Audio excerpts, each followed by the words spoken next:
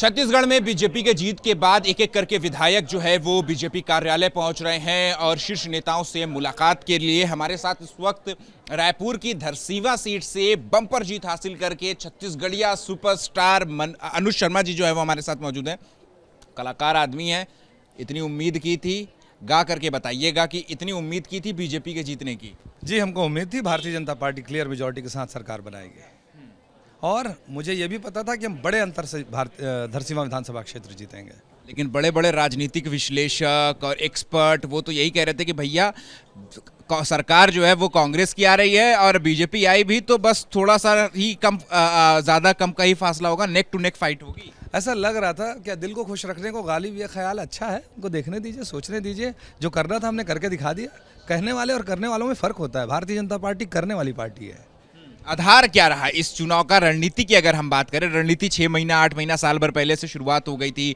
प्रधानमंत्री का दौरा, गृह मंत्री का दौरा, अध्यक्ष का दौरा, रणनीति क्या रही? कौन सा एक्स फैक्टर, यूएसपी क्या रही? भारतीय जनता पार्टी के प्रति छत्तीसगढ़ की जनता का विश्वास, मोदी जी की गारंटी, भारतीय जनता पार्टी के कार्यकर्ताओं की कड़ी मेहनत और प्रत्याशी चयन घोषणा पत्र। बहुत क्लीशे जवाब दे रहे हैं आप।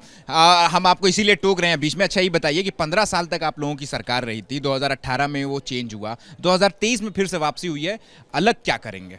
अलग ये है कि हमने बनाया है, हम ही संवारेंगे। 15 साल की सरकार के बाद छत्तीसगढ़ की जनता ने आजमा कर देखा और उन्हें धोखा मिला। उनका भरोसा बढ़ा भारतीय जनता पार्टी की ओर और भारतीय जनता पार्टी की जब तक यहाँ सरकार थी, आप यहाँ के वातावरण में एक मधुरता देखते।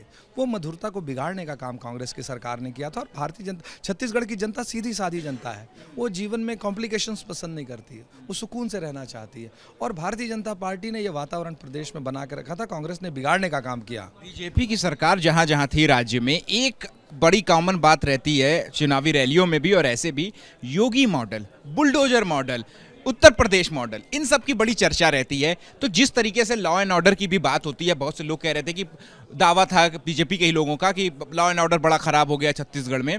इस बार आप लोगों को 5 साल का मैंडेट मिल गया जनता की तरफ से, क्या करेंगे उस योगी मॉडल, बुलडोजर मॉडल के बारे में?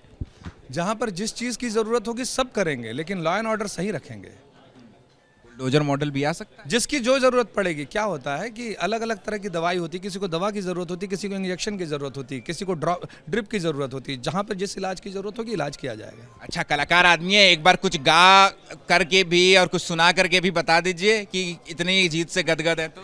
देश मया के भारत गीता, दाई ददा मोर रामौ सीता, दया मया मोर परवा छानी, पर के सेवा मोर सिखानी, इही मोरे जिन गानी मैं हरियाओ रे, सीधा म सीधा नहीं त डोमी करियाओ रे, मैं छत्तीसगढ़ियाओ रे। बहुत एक आखिरी सवाल बस जाते जाते बता दीजिए, मुख्यमंत्री कौन कौन बनेगा मुख्यमंत्री? हमारा बहुत बड़ा शो भी है और यही हम आपसे सवाल पूछ रहे हैं। सीधा सवाल पूछे हैं, सीधा जवाब चाहिए। भारतीय जनता पार्टी का कार्यकर्ता मुख्यमंत्री होगा।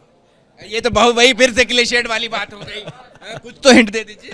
नहीं, भारतीय जनता पार्टी का कार्यकर्ता मुख्यमंत्री होगा, ये बात तय है।